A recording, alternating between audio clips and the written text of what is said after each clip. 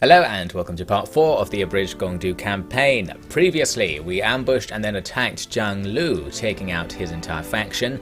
Then we started a couple of new projects. Our main force is going towards the capital, conquering the rest of Hanzhong along the way, while the force that did take down Zhang Lu is now going to attack Liuzheng to the south of our general territories. We also had a minuscule force go and take some of Dongmin's territory in the northeast, although they will have to face down some other Yellow Turban rebels while they're there. We're going to start off dealing with another Yellow Turban, He Yi, one of the leaders of the main Yellow Turban factions like ours. I'm entering a coalition with him. We've unlocked the coalition diplomatic option, and I kind of wanted to see what this does. It doesn't do what I expected, I must say. I paid a load of money to enter coalition with this guy, and at first I thought I'll get some free units in my territory. The reason I thought that was because every time I clicked on He Yi in the diplomacy menu, the camera zoomed to look at my territory, so I figured he was just like an officer hiding around the place because he'd been defeated, and I could get him as one of my generals. But no, he does exist, and the only reason it didn't show me where he was because we didn't have line of sight on him, it turns out, but you can talk to them even if you haven't discovered them. And as for coalitioning, it's not what I thought, because I, for some reason, had in my mind that it was like entering a confederation in previous games, where you get control of their armies and territory if they agree to the deal. But actually coalition is just what they call alliance in this game. So we're now allied to some faction in the middle of the map that's surrounded by enemies, and we're just going to be called into wars constantly, and we paid for it. Overall, this has been some disastrous diplomacy, and we'll now go back to, once again, not doing any diplomacy. Not that there really is any diplomacy we can do, we can just make peace deals, and that's about it. Can't even trade at this point for some reason. As we saw, I'm starting to move to go and attack Ba Shi's large town with my force in the south. And you may recall from last time, we're waiting to see if Lu Bu will come and attack our fortified position at Hanzhong's silk trader. Here's an example of He Yi being annoying, but at least here, we're actually going to make back the money we lost on this coalition deal, because he's going to pay us the same amount to join the war against Yuan Shu. And since realistically, the moment we see Yuan Shu, he'll probably just declare war on us, I was like, well fine, I'll take the money and just get that war started early. Lu Bu doesn't attack us, as we saw, he's just walking off somewhere, so that plan didn't work. And now someone else is declaring war on us, some guy called Jia Long. I didn't know who this was, I thought maybe it was someone to our north. It's actually the guy who's in amongst Liu Zhang's territory in the south, I mentioned this last time. So now the situation in the south is a lot more dangerous. He Yi won't join our war, we'd probably have to pay him to get in on that, but he's going to be useless anyway, so we're never going to call him into anything. As for this situation near the capital, I could go and attack Lu Bu, but he is fortified, so this is a bad time to do it. Instead, I thought let's just be cheeky and start besieging the capital and see how they react to this.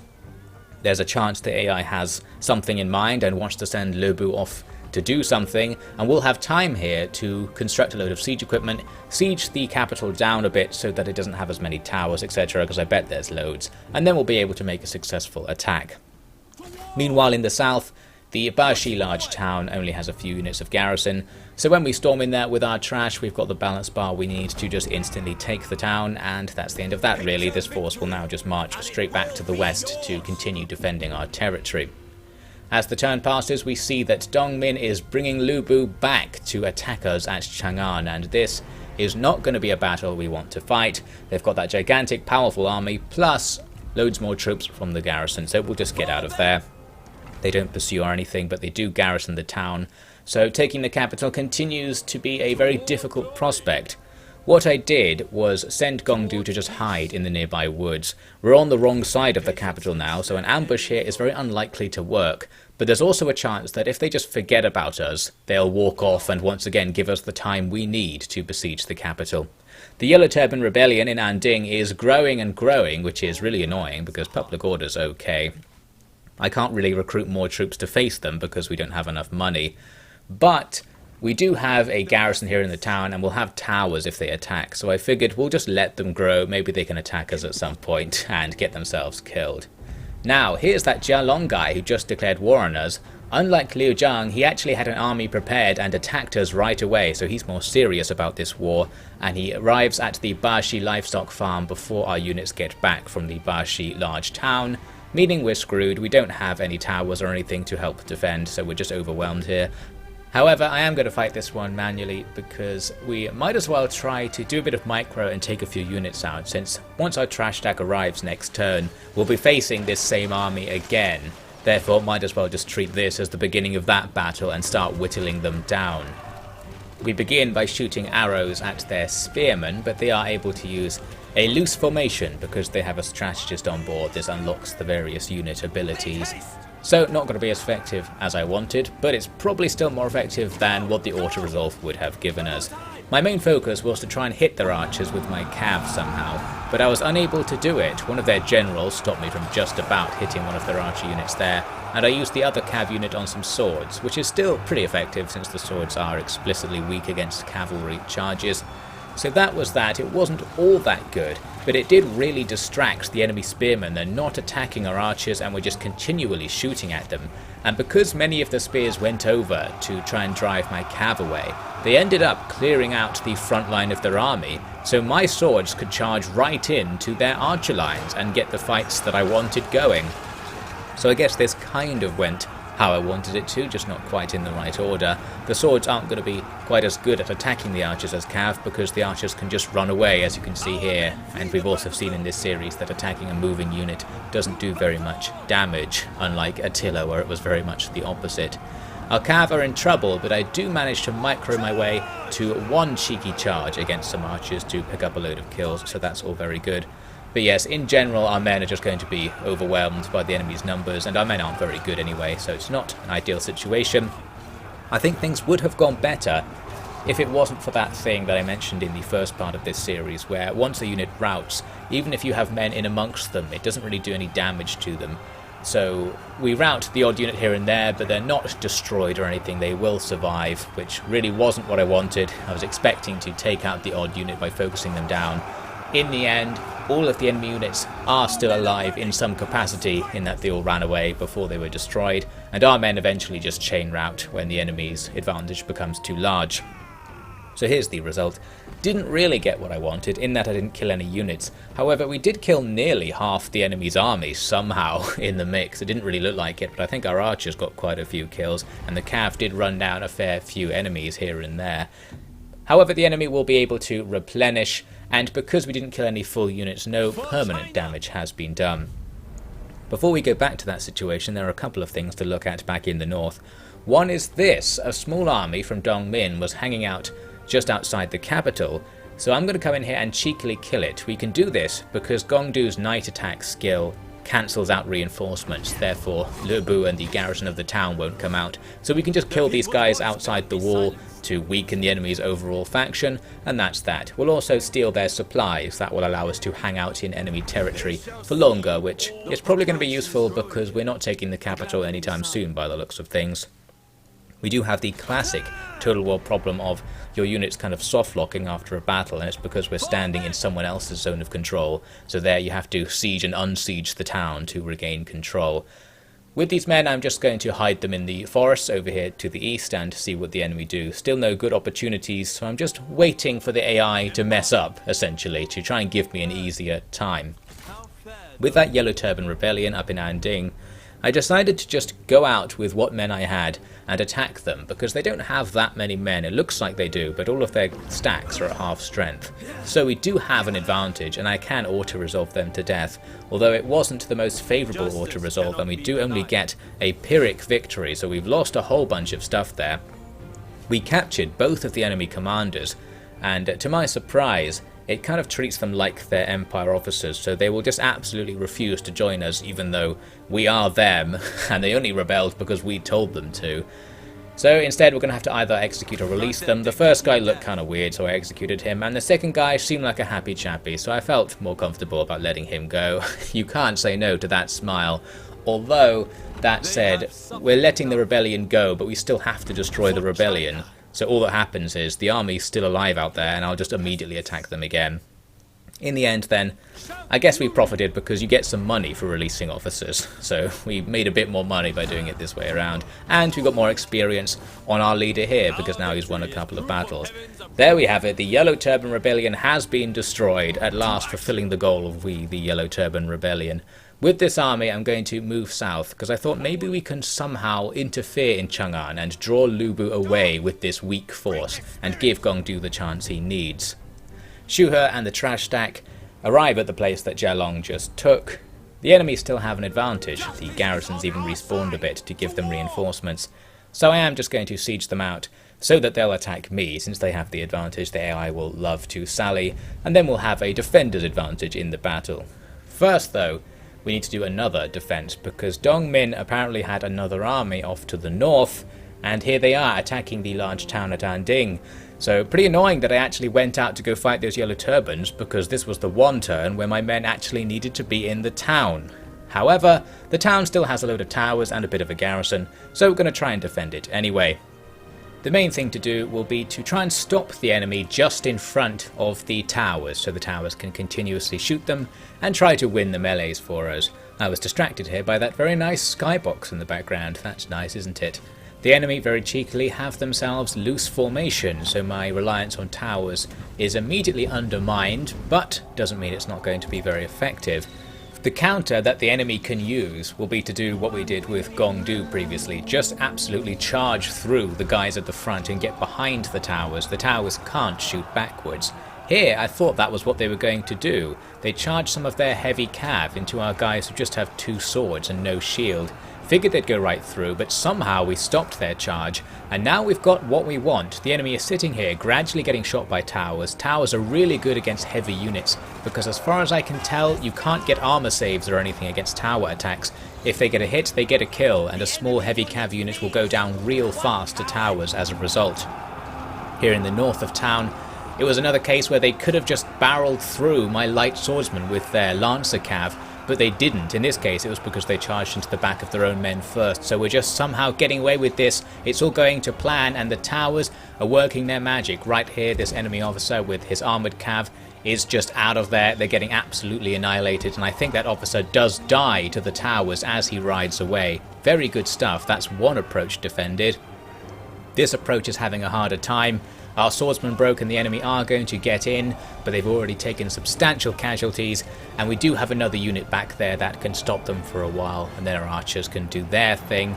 Really, the battle hinges on this fight here. If the enemy break through these swords, they'll have enough men to overwhelm our lightly armed defences behind.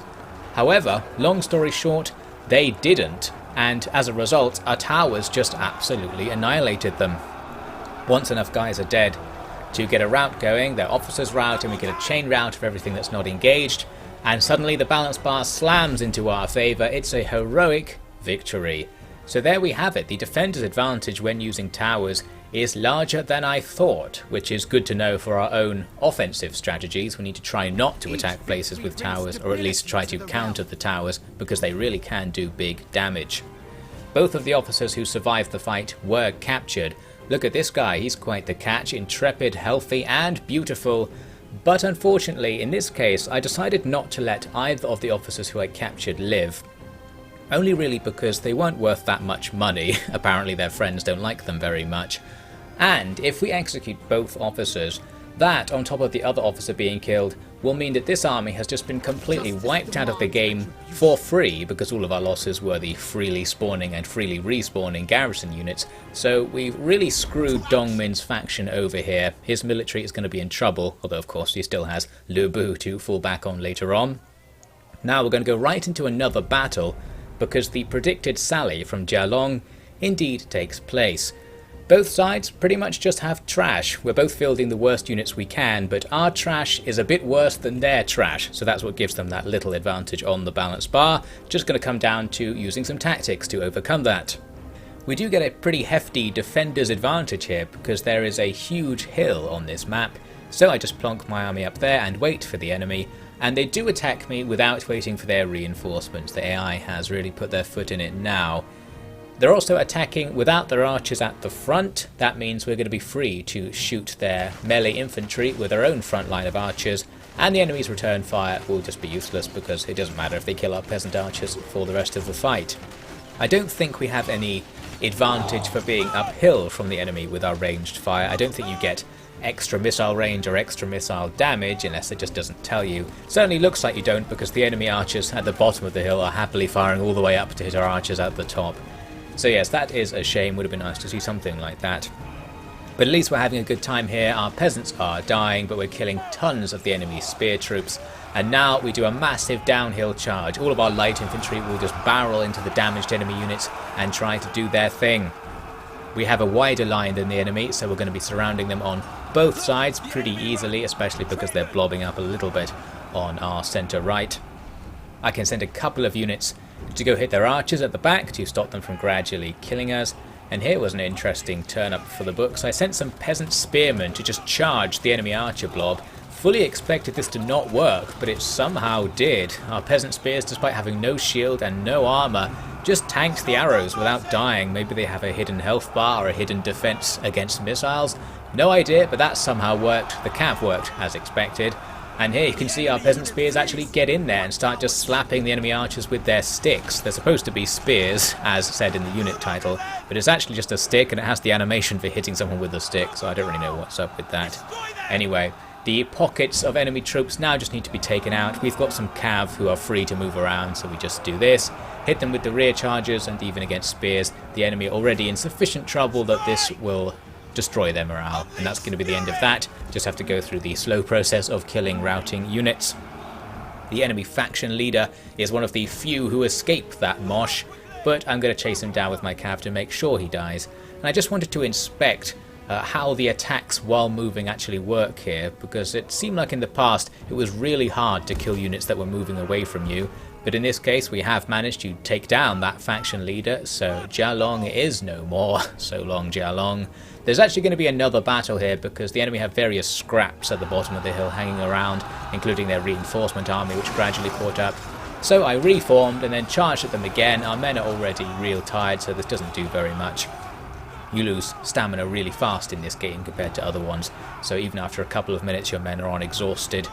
But since the enemy are on the verge of defeat already, we don't really need to do anything. Everything's okay. Just make contact with the enemy, and that's enough to push them away, ending things in a heroic victory. It wasn't that heroic actually, because we did lose something like a quarter of our men. The enemy lost about 3/4, with both sides starting with similar numbers. But I guess just because the enemy had an advantage to start with, it decided that this was a heroic achievement. We've captured one of their officers here, and while I was feeling bloodthirsty earlier, this time I am going to give him back to the enemy for some cash, because I don't really want to be at war with this Jialong faction. And giving their officers back makes them like you a bit, so we're more likely to get a peace deal and just get him off the table so we can focus on our original target of Liu Jiang in this area. Not that it really matters in retrospect. They're in the same place, they're basically the same faction. We could just take either of them. Anyway, we just need to finish off the remnants of that force, since that was a siege sally we just defended against, and now we have to complete the siege. It's not Jialong's faction anymore because someone else has taken over, so now it's Yu Minshang. But hopefully you can recall who the faction leaders were. It is a bit annoying when the faction names do change over time and adds to the confusion. Anyway, my plan to get peace fails here because the enemy just aren't interested in peace, and really that's the end of that. We don't have any way to negotiate because we haven't unlocked the ability to do things like offering money in negotiations. All we can do is ask for peace. That's our only diplomatic recourse, and if they don't want it without anything else on the side, then we're not allowed to negotiate. So it kind of sucks. Forces us to essentially be in a this is total war campaign where we're just constantly at war with everyone, but I guess that's fine. Now here's an interesting move from Le Bu. He's walked off from Chang'an. My plan to hide in the bushes until he went away appears to be working. This is very good. I'm guessing he's going to link up with the remnants of that Dongmin army we defeated recently. The AI's reprioritizing to really focus on taking Anding to try and hammer that home. So Lu Bu's wandering over here. We're just going to sit here with our men and see if he does, because if we can wait for him to be far away enough that he can't come back to the capital quickly, we'll be in business. We do have to overcome our dwindling supplies, but because we can use our liberate stance, that's not so hard. It allows us to spend winter in the enemy turn without losing supplies, because the locals are giving us theirs.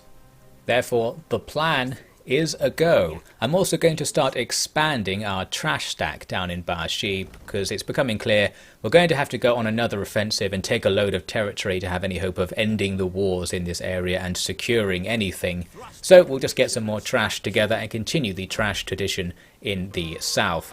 Now, Lu Bu does go for Anding Large Town. He can't quite reach it, but this is superb news, not for Huanlong Fangping, who is probably going to die very soon, but it means he's now at least 2 turns away from the capital, giving us time to prepare a couple of rams and have a couple of turns in which enemy towers might be taken out of the game. So finally, this is our opportunity to get this siege going.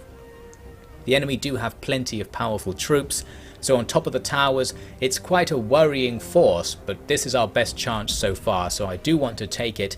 However, things get even better, because in the enemy turn, they sally against us, so now we get to fight their army in a balanced engagement in the field with no walls multiplying their power.